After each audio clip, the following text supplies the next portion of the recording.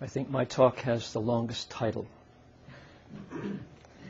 How monastic rules speak of the world and our life in it, bringing new awareness to ancient yet living documents. That's only half. The Patimokkha, Pali language, that's the scriptural language of the Theravada, and the Pratimoksha code, Sanskrit, for the Mahayana. And the 10 major and 48 minor Bodhisattva precepts from the Brahmajala Sutra, the Mahayana Brahmajala Sutra, not a Brahma Sutra. Now, folks who, let's see. I wanted to just to give you a visual reference to my teacher in religion, the late Chan Master Shren Hua, who was certainly the source of my inspiration to become a monk. And this may be a first. I think we're going to name Kshitigarbha Bodhisattva as the default Mahayana patron saint of ecology. Earth store, earth treasury, Kshitigarbha Bodhisattva. All right. Start out with a quote from, in the Pali Canon, the Buddha's third sutra called the Fire Sutra. This is a quote from the Buddha in which he says, "Indeed, the entire world is burning. All things are burning. Monks/nuns." And if I say monks, please know it is not gender specific in this talk. It is inclusive. "The senses are on fire." And then he goes on to elucidate. "The eyes, O monks, are on fire. The objects of sight are on fire. The eye consciousness is on fire." And he goes on to describe a very afflicted state in the world. And I wanted to balance that awareness with the Buddha's antidote, which is indeed the precepts. This comes from the Abbot, the Flower Dormant Sutra, where he says, "What is the perfection of morality, the Shila Paramita? It is that precepts are able to eradicate the fires of all afflictions." The Chinese says, "Nang mie ichie zhu fan nao re." That's called the perfection of morality. So precepts are the antidote to the fire of the burning senses and the fires of the world. So that kind of gives us a sense of, from the Buddhist perspective, why a prescriptive morality. It is indeed to douse fires, to eradicate that burning affliction for oneself and for the world. And that's what leads into our topic today. I was going to talk about the Buddha's monastic codes, and my talk is going to be followed by Sister Judah Sutera, who's going to balance the Buddhist presentation with an introduction to the environmental view in the Rule of Benedict. And both of us, we compared notes yesterday, we both had the same experience, which is there isn't a whole lot of specific teachings on the environment. Now, I think there are reasons for that. Let's look first of all at the word, Pratimoksha, Patimokha. In the Chinese tradition calls it Biejie, the special liberation. I confirmed with Ajahn Sudanto last night that is not mirrored in the Pali. So Patimokkha is somewhat mysterious source of that word. And I'll just use the Mahayana. Special liberation, liberation from the fires of afflictions. Certainly all Buddhist monastic traditions honor the Pratimoksha rules. Now, there are Buddhist traditions that are not specifically monastic, but they certainly would acknowledge and respect them. In the Mahayana tradition, they say that the Bodhisattva precepts, the Brahmajala Sutra, the Netta Brahma Sutra, came directly under the Bodhi tree.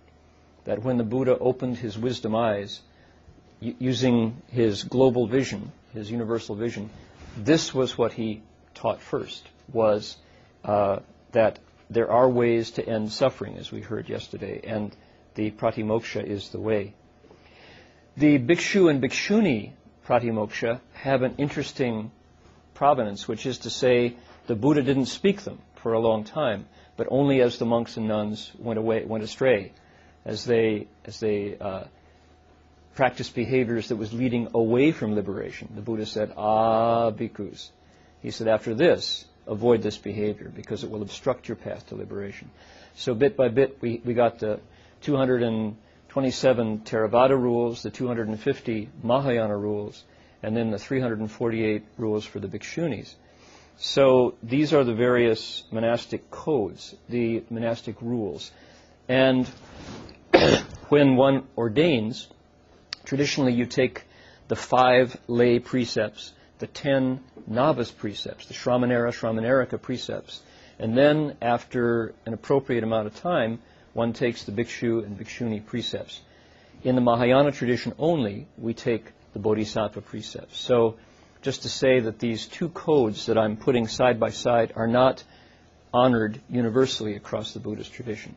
The Theravada monks don't take the Bodhisattva precepts from the Netta Brahma Sutra. So because my tradition is the Mahayana, I'm going to offer some insights from that rule at the same time. Now, as I said, Sister Judith and I looked into the rules and didn't find specific mentions of the environment. And why would this be? Possibly that our tradition, in the Buddhist tradition, with its 2,550-year-old history, was rooted in a very different view of the world than we have now in the 21st century. Perhaps the Sangha community for whom these rules were spoken was so immersed in the environment that it didn't require a special name. It didn't have to be pointed out. It was a given, the fact that we live as one with our natural surroundings. That may be a reason for it. Now, I should say at the start that the comments that I'm going to give today had the benefit of a lot of previous thinking on Buddhism and ecology. For example, we heard yesterday Stephanie mentioned some of the books that she has edited, Dharma Reign being one that I found very useful. So there are a number of edited volumes of essays on Buddhism and ecology. The Dharma Reign, for example, is a comprehensive perspective gathered from samples of Theravada, Mahayana, and Tibetan Mahayana sources. Many of the writers in those texts pointed to the absence of any specific teachings matching what we would call ecology now, or environmental concerns. So in order to address the concerns and criteria of the 21st century's environmental movement and the topic of our conference, we have to glean from the Buddha's words in the sutras and in the Vinaya bits and pieces and extrapolate from the Buddha's holistic view responses to our contemporary concerns in the context of a fractured environment, a fragmented globe guided by global markets and their values. I think more interesting for us today is that we can also draw from the practices of monastics, Catholic and Buddhist alike, to glean the real value and the actual enduring monastic view on the environment. So I'm going to do that in my talk about how those precepts are, how they serve as an interface to our lives in the world, engaged in the environment. So we have to read the text and frame our daily practices as if the Buddha were an environmentalist, concerned with preserving habitat, saving species from extinction, limiting population, coping with toxic air, dwindling water, arid land, melting ice, deadly unseasonal storms, and more importantly, a pervasive climate of corporate greed, industrialized humanity, polarized between morbid obesity and grinding scarcity. Our sources are theoretical.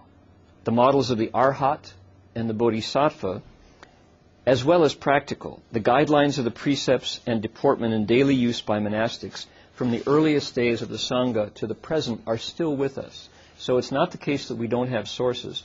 I think we just have to hold them up in the view of environmental concerns to get value today. So as we work with the Pratimokshas, we have to construct an environmental model from the various precepts that came down to us. In my tradition, the Dharmagupta Vinaya, in the Theravada tradition, the Pali Vinaya, in the Tibetan tradition. And I will offer some selections from those codes and also juxtapose them to the practices. I mentioned that the Theravada tradition does not affirm the Net of Brahma Sutra that contains the Bodhisattva Pratimoksha.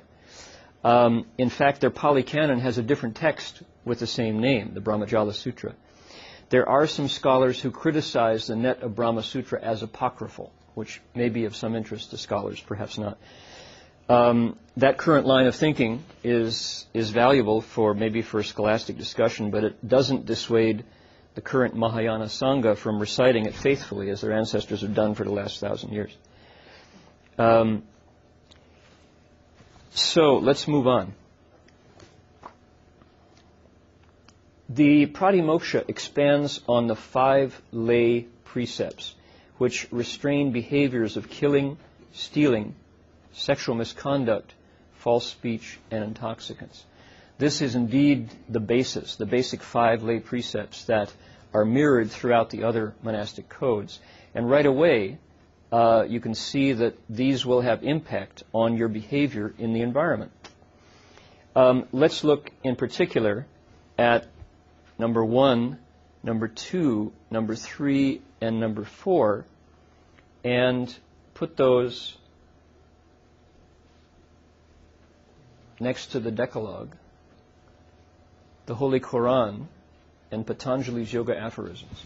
And we find those 4 major precepts mirrored, one for one, in the 10 Commandments, interestingly enough.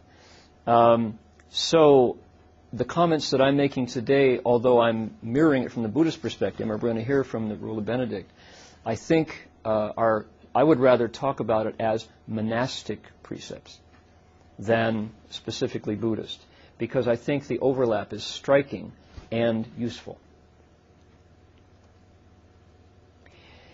In both Pratimoksha rules, the bhikshu and the bodhisattva, precepts function as an interface. They're tools. They're guidelines between the monastic's resolve to live the holy life, in some cases to withdraw from the world, in some cases to transcend the world, in some cases, if you make the bodhi resolve, to enter the world in order to cross living beings over, and the situations that he or she will encounter both in the inner worlds and outer worlds. So those precepts allow you to do both, to engage without leaving the path. That's their real function. And I think if we extract that from both rules, I think that's not going to be too far astray. Monastic rules specify an interface for skillful living on the planet. How to live skillfully. Monks and nuns practice harmless, compassionate engagement using virtuous behavior and wisdom's expedient means. Father William last night mentioned the emphasis on upaya, expedient means, as something that he found not at all different in the two traditions.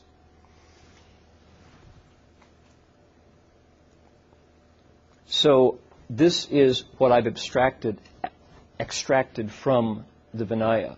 Mind you, I'm not going to go specifically into the codes. So I hope people at the end say, you really didn't talk about the Pratimoksha very much. In fact, what I think is more useful is to say that both rules function in this way. Living within the code honors these views. And I found these repeated over and over in the essays that were collected into Dharma Reign. The notion that one who follows a monastic rule lives simply and without greed. And that, I think, will be probably what I emphasize the most today. That the rule, the monastic rule, celebrates human life without honoring greed. And in our culture that the monastics are set in, this is rare. We live in a world where more is good and new is best. There's no doubt about that. And monastics say, no, there is an alternate way. There's an alternative that sustains and that survives and thrives at this time in the world. Now, also, very, very important is the emphasis on ahimsa. Ahimsa, Sanskrit, not harming. The fact that living blamelessly is also emphasized in the Theravada tradition. The idea that there is a way to live skillfully that is not at someone else's expense. How important that is, or some other creature's expense. This is a hallmark of the monastic codes. A third is interdependence, and this will be emphasized graphically in a minute. The fourth is living as if the spirit was as important, if not more important, than the material. Not to denigrate the material. We live in a material world, but spiritual values are a priority. The fact that the Pratimoksha rules over and over take into account ancestors, ghosts, patriarchs, the feelings of the laity who are whom the monastics serve. And then, this is an awful word, but I thought this was, maybe we can work with this one. Non-anthropocentricity. The codes stitch humanity back into the fabric instead of letting humanity bloat and become the only species the only species that has become a force of nature in itself. So these are the themes that these are the things that came to my mind as I looked at the Pratimoksha and of the bhikshus and the bodhisattvas. Let's look at middle way moderation, that is to say, not greed. Living simply, living sufficiently. Scarcity, it's important I think, to point out that monastics living the middle way are not pushed around by scarcity. It's not that we're fighting for our slice of the pie. It's that the idea that if you live mindfully, if you avoid extremes and live in moderation, there is plenty. There is plenty. Living simply.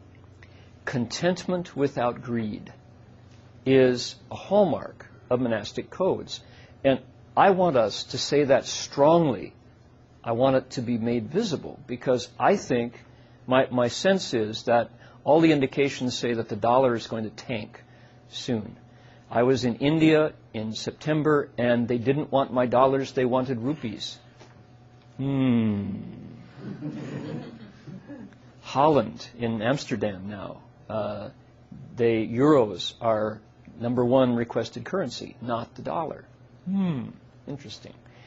So the idea that somehow monastics, by living simply, live in pain, and that reducing greed is somehow un-American. I think whether we like it or not, we're going to have to find an alternative mode for our culture. The monastic model works and has been around for so long, but it's essentially invisible, because we have the stigma of somehow being, making do with less it hurts the spirit. It's exactly the opposite. The spirit thrives when we know sufficiency, plenty.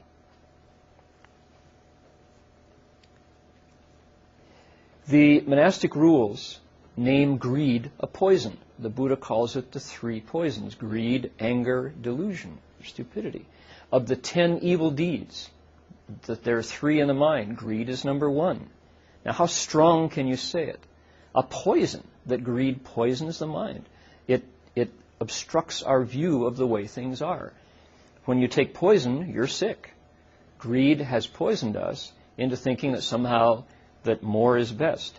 Monastics, not only in our rule, do not honor greed. We recognize it, we're aware of greed, but we don't place it as a guiding light, as a motive, and instead we thrive. The middle way is certainly key in everything the Buddha taught. And I find that true in the rule of St. Benedict as well. And I think to bring this forward is a blessing for our culture at this time. I think it's going to be a very attractive alternative when peak oil no longer fills the Safeways with food, because the trucks don't roll. Once the trucks don't roll, fragile highways, superhighways, Freeways are a very fragile ecosystem. It takes one big rig jackknifed on an exit to shut the exit. Nothing moves. As soon as you don't have the trucks rolling to pull the weeds, the weeds come right up through the cracks in the superhighway. It shuts down. It becomes a long playground for shuffleboard and for jogging and, you know. So, moderation, knowing when to stop. The Buddha said, contentment with fewness of desires, practicing generosity instead. Different than frugality or scarcity or simplicity. Contentment, moderation. The Buddha said, if you can be content, you'll always be happy. If you can be patient, your heart will know peace. 知足常乐，能忍自安. Knowing sufficiency, always happy. Able to bear of yourself at peace.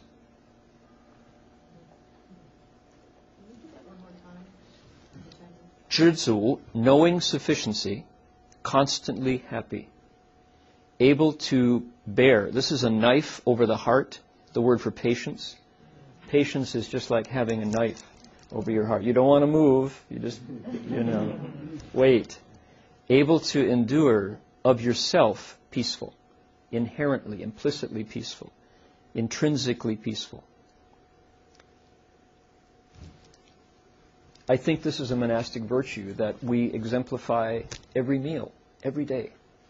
And to make that visible, I think is going to be very important contribution that monastics will have to make to the culture at large once we have to change. People tend to react instead of prepare. Monastics have been living skillfully without honoring greed. Less material is more spirit, more nourishment, more joy, more satisfaction, because service to spirit, not to self, is celebrated in the monastic environment, in the rule. I think we need to preserve this culture for humanity.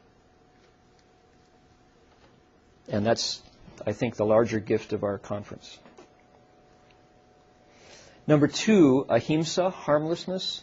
We had a conversation the other night, and Ron Epstein was mentioning that the environmental movement easily overlooks this as it's currently constituted. That a commitment to non-harm, to living blamelessly, is enabled, is ennobling and important. And this, I think, is embedded in the Pratimoksha code. Okay, the third is interdependence. And I wanted to, let's see here. I've got another document here. Here we are.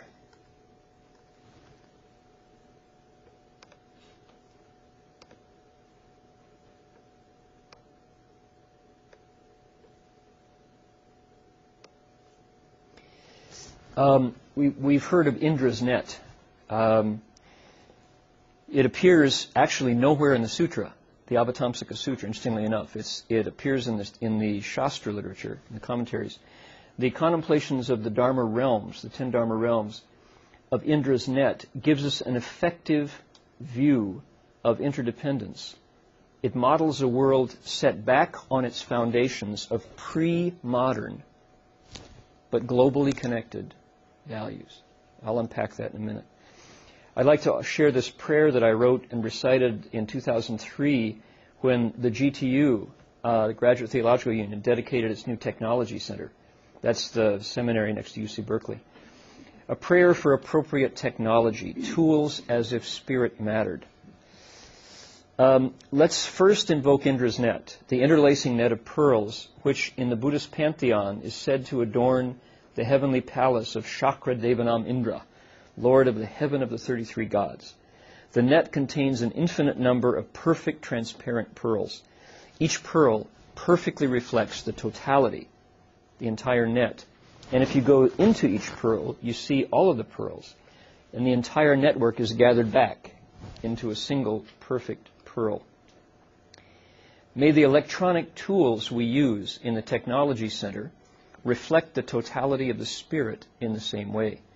May every microcircuit that sustains our cyber reality mirror the interdependence of the internet.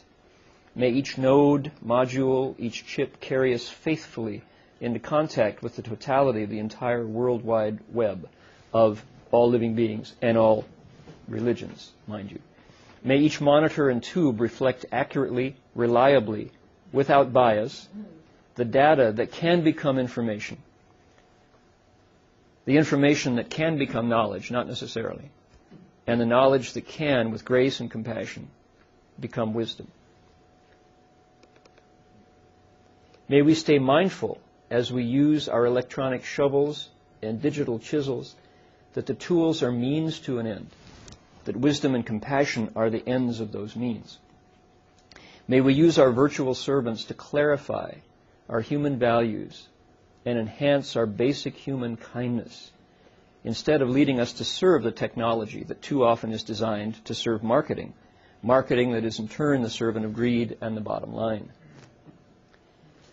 In this way, may we make each keystroke a blessing, each printout a prayer, each slideshow a sacrament for the earth and sky. Okay, that's the end of the prayer. But I wanted to say, in terms of in the Pratimoksha, in the monastic rule, this vision, embedded vision of interdependence is very helpful for us as we look at technology and how we follow technology. Monasticism offers a potential systematic solution to a current crisis of human values in the high-tech world. Monasteries provide a perfect laboratory for judging appropriate technology use. Because why? Embedded in our rule is no greed, is simplicity, sufficiency, is the notion of spirituality as a priority.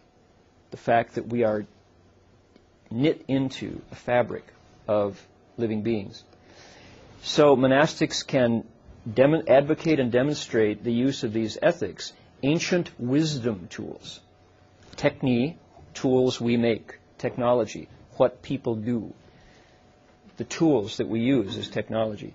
We can use ancient wisdom tools, compassion, wisdom, virtue, kindness, selflessness, to review appropriate technology and say, no, actually, we don't have to make it, we don't have to use it just because we made it. We don't have to make it just because we can. We don't have to buy it just because it's cool, which is what the marketplace tells us. It is too often the case now that if we can make a tool or a weapon, we will do so without reference to human values.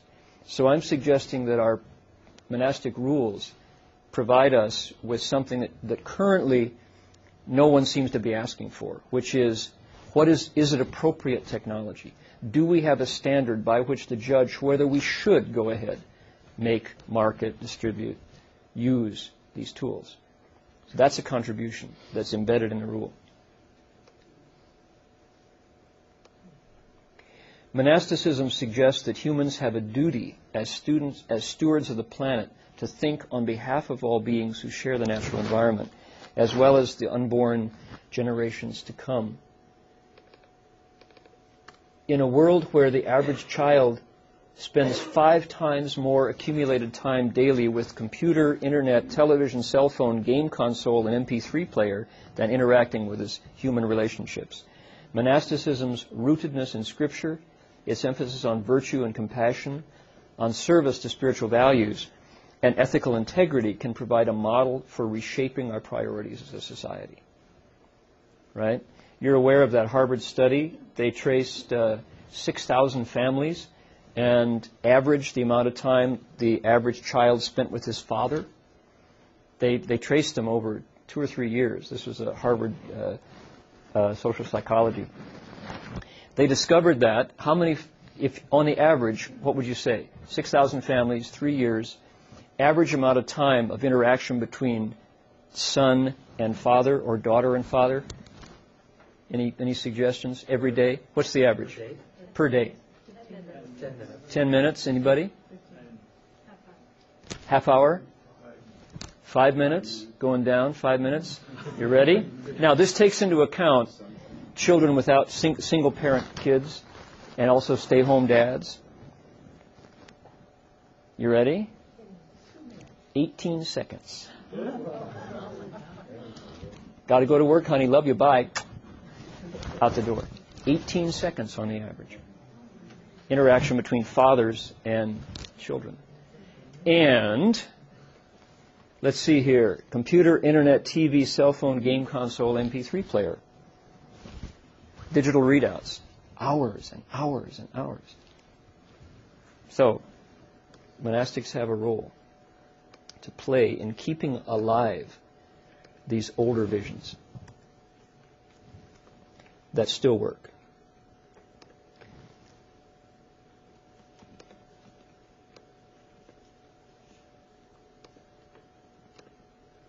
Okay, now in terms of interdependence, there's a notion in the Pratimoksha that is called same body, great compassion. For all beings with whom I share an identical physical makeup and a single nature. Tong Ti Dabe, here's another one of those. This is same body, great compassion. Tong Ti Dabe. So it translates as same body. It means we share an identical physical makeup. That's what makes it Tong Ti. Earth, air, fire, and water make up the bodies, and a single awakened nature is shared across. For example, specifics are the earth, bones, tendons, teeth, hair, nails, shared by all mammals, invertebrates, insects. Same air, heart, lungs, arteries, mouth, shared across the board. Fire, for humans 98.6, fish a little less, shared nonetheless. Without it, you die. Same body, great compassion. And then the water that makes up blood, tears, saliva, excrement, etc. Shared alike. So this is, from the Buddhist perspective, the way things really are. It's an actual sameness. Now, to have a view like this reanimates nature. And I want to stress this and then pretty much be done here so Judith can speak. My tradition is the Mahayana, and we share this with our Thai forest tradition brothers in the Theravada, which is, we're kind of high church Buddhists in a way. When you come into the Berkeley Monastery where I live, there are lots of dragons all over in the iconography, and the Protestant Buddhists tend to have a problem with that. Those are the Zen folks, and the kind of, it's like, what are you doing with all these images everywhere? And I want to make the point that the Buddha Dharma that came from Asia in the sutras and in the Pratimoksha is a world full of dragons, ghosts, gods, tree spirits, chakravartins, wheel-turning sage kings, and countless living beings. Worlds exist within worlds. This connection with the world of the spirit is mirrored by indigenous peoples around the world. Pre-modern peoples, earth-based peoples, people who call the earth Pachamama, who call the planet Gaia, the earth household. They find the world a miraculous place of wonder and of terror. Monastic communities, East and West, in their actual practices, I find, mirror more the pre-modern view of the world. I think monasteries in their practice are much closer to the Pachamama view of Mother Earth. Humanity in this view is part of a larger web. We're knit into and inextricably related to all other species. Our role as humans is to stay humble and reverent, to not waste, to be grateful and wise in our sharing and stewardship of resources, and to show compassion to other neighboring species and tribes of creatures who inhabit the planet with us. The Buddha described the earth as a community to be lived in righteously and wisely, not as a commodity to be consumed and exploited by the strongest and the most ruthless. This is a pre-modern view. I'm saying that to put these views into practice that we've outlined now reanimates nature. We move one step closer to the land that we usually, in our mainstream culture, only exploit.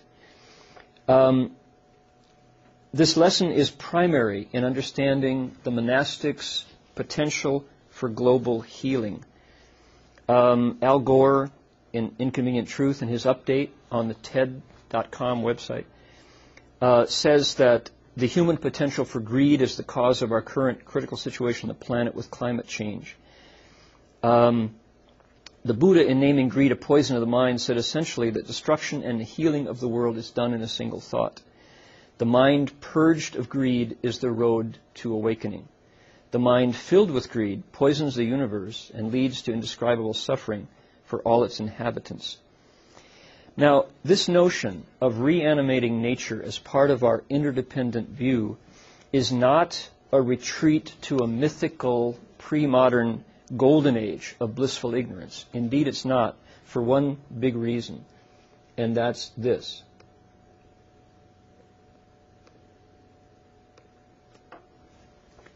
Things changed. This is that famous photo, 1969, Earthrise, taken from the moon. Right? Once we saw that, things were different. We saw the limits. That's why it was special. We saw the finite quality of that. And notice around it what else there is close by. Not much. Lots of dark space.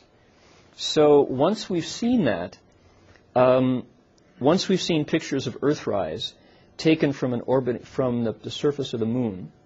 Hold on, where was I here?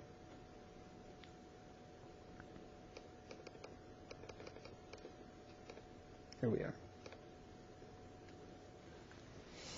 are. Of our tiny blue marble of a planet with its precious finite oceans set in a vast black infinite universe, there's no turning back to an isolated tribal view of self-interest and struggle for survival.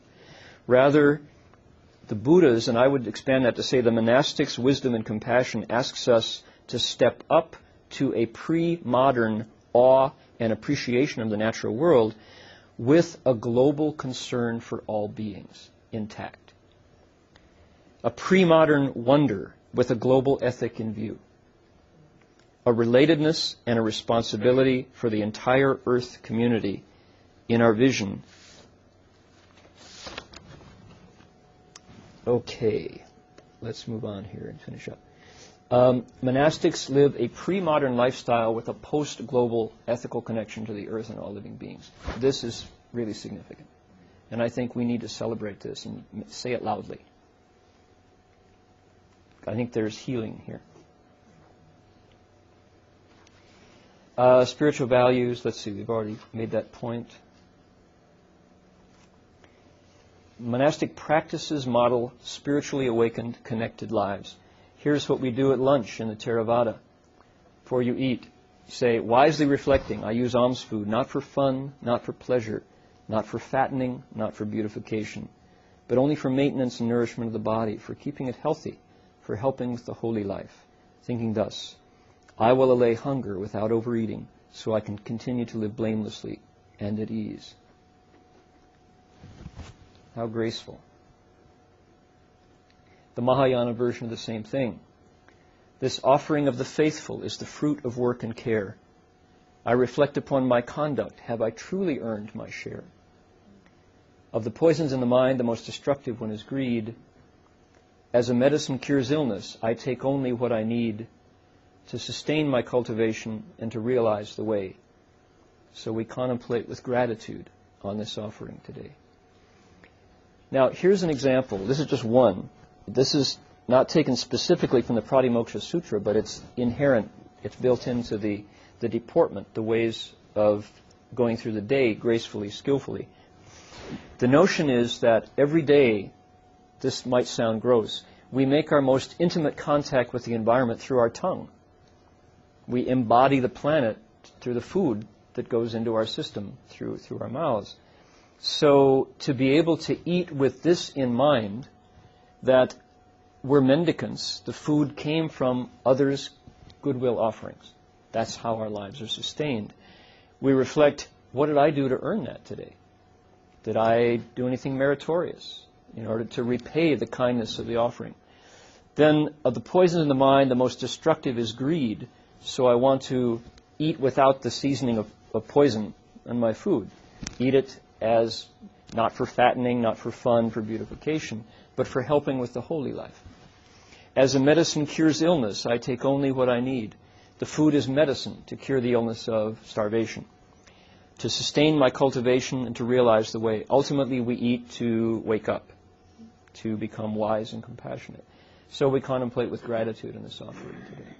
So this is a practice that I think is a very good sample of the kind of things that the monastic community, not to say Buddhist, not to say Catholic, but monastics, can offer to folks who are going to have to radically change their views very soon if the indications are going to come true.